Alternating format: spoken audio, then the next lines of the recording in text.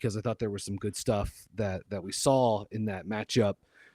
But we got to start with the big news here. Sort of the implications of Brandon Miller. He suffered a torn ligament in his right wrist back on January 15th. That was the win out at Utah. If you watched that game, Brandon actually missed a couple of free throws, and just sort of, really wasn't sort of having his, expected shooting performance. And then news comes out a few days later.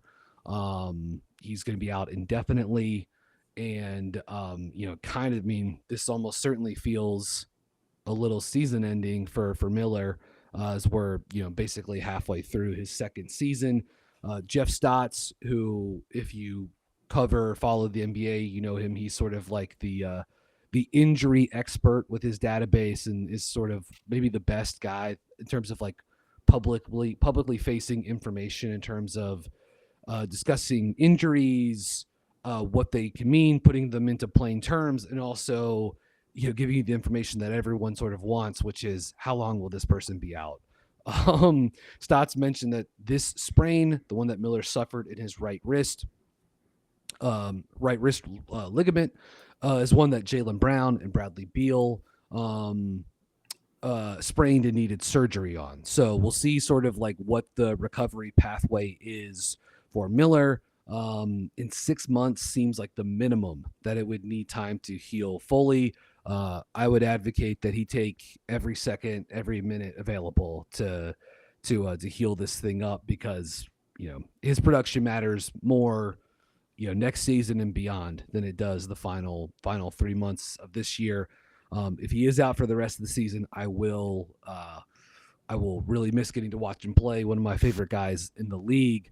But Darian, I'll flip it over to you. Just thoughts on the injury to Miller, what it means in the short term, as far as like how how it might change how the team plays or the rotations now, what we've seen in the few games since then, and if you can extrapolate just sort of like thoughts beyond this year regarding Miller and his recovery.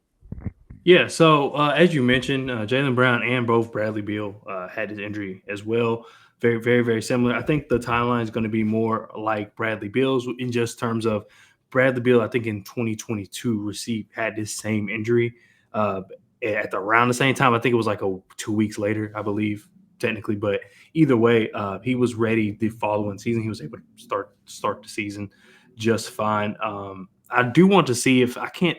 I'm trying to look now and see if he had a dip in his production, because I know Jaylen Brown, after he had a dip in his production the following year. But I will say that his year was a little different because they were coming off COVID.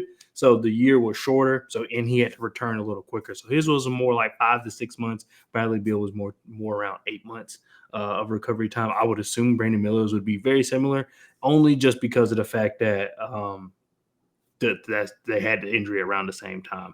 As far as the impact now, I think that Nick Smith said it best, and we'll touch on him a little bit. We'll talk about it later a little bit, but he said it best by saying the next person needs to step up, and he was like that. In this case, it's me, and I think he's done that.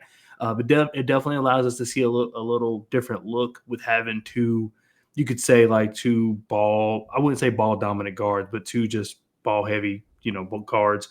Considering also we're missing Trey Mann, so it's been interesting, and it's been fun to watch that and see how those guys play off each other. Also, I think that going forward, we're definitely going to miss like his size. I think that's something that we can never afford to lose. I know we just got Josh Okogie, but he's only like 6'3", 6'4". So that size will always be missed. His 3-point threat, even though he wasn't having the best shooting season, it's crazy to say that we're used to for someone who's only in their second year in the league, but he wasn't shooting as we're accustomed to. But I think that still it's not going to be easy to be replaced. And then also it's just we're missing out on the further development. I think the biggest thing for him is just to be out there, especially with the team being kind of where we are.